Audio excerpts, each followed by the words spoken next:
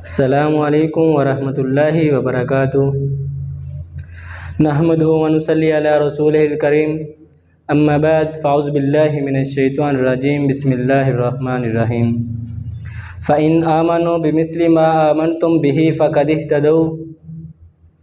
سامعین محترم، محبوب دو عالم کی الفت ہے بہت اچھی، محبوب دو عالم کی الفت ہے بہت اچھی، مومن کے جو دامن میں دولت ہے بہت اچھی، قرآن ہے بہت اچھا، سنت ہے بہت اچھی، پھر اس پہ چلے جو امت تو امت ہے بہت اچھی۔ سامعین محترم، صحابہ کون صحابہ؟ جو میرے اور آپ کے لیے آئیڈل ہو، نمونہ ہے۔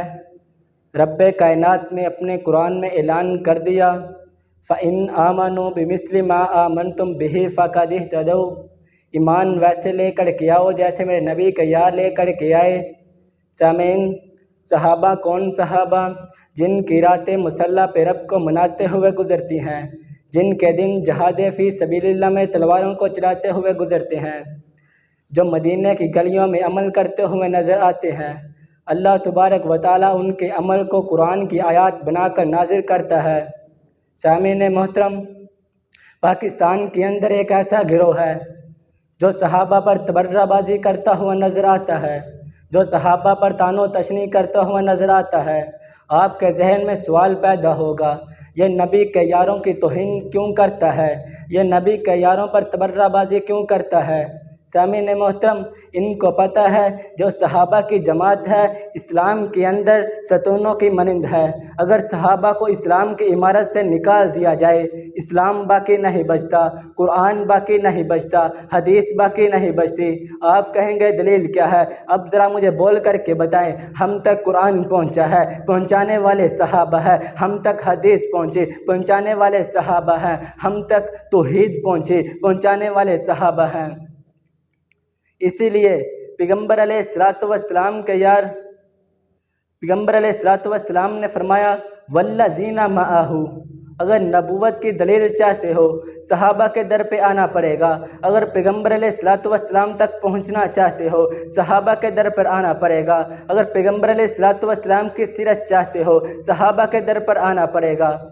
میں کہتا ہوں، اگر صحابہ میں ایمان نہیں تھا تو سیدنا سمیہ رضی اللہ تعالیٰ عنہ نے اپنی آنکھوں کو کیسے نکلوا دیا؟ اگر صحابہ میں ایمان نہیں تھا تو سیدنا زنیرہ رضی اللہ تعالیٰ عنہ نے اپنے جسم کے ٹکڑے کس طرح کروا دیے؟ اگر صحابہ میں ایمان نہیں تھا تو جنگ کے میدان میں کیا لینے گئے؟ اگر صحابہ میں ایمان نہیں تھا تو صحابہ نے اپنے بچوں کو یتیم کس طرح کروا دیا؟ اگر صحابہ میں ایمان نہیں تھا، احد کے میدان میں کیا لینے گئے؟ اگر صحابہ میں ایمان نہیں تھا تو گندک کے میدان میں اپنے پیٹوں پر پتھر کس نے باندھ دیے؟ اگر صحابہ میں ایمان نہیں تھا تو اپنا مال پیغمبر پر کس طرح فدا کر دیا؟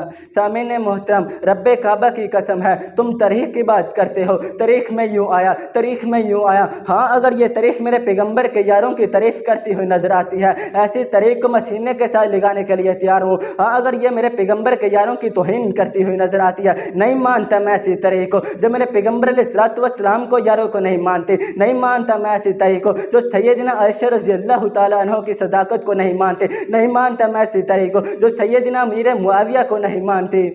سامعین محترم، ایسی تاریخ کو میں پاؤں کی ٹھوکر سے اڑانے کا ارادہ رکھتا ہوں۔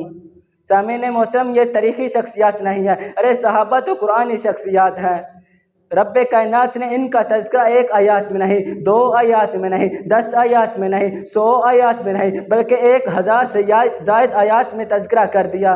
کہیں رب فرماتا ہے، فَإِنْ آمَنُوا بِمِثْلِ مَا آمَنْتُمْ بِهِ فَقَدِ اهْتَدَوْا۔ کہیں قرآن بول کر کے کہتا ہے، رضی اللہ عنہم ورضوا عن صحابہ۔ کہیں قرآن بول کے کہتا ہے، اولئک هم الراشدون صحابہ۔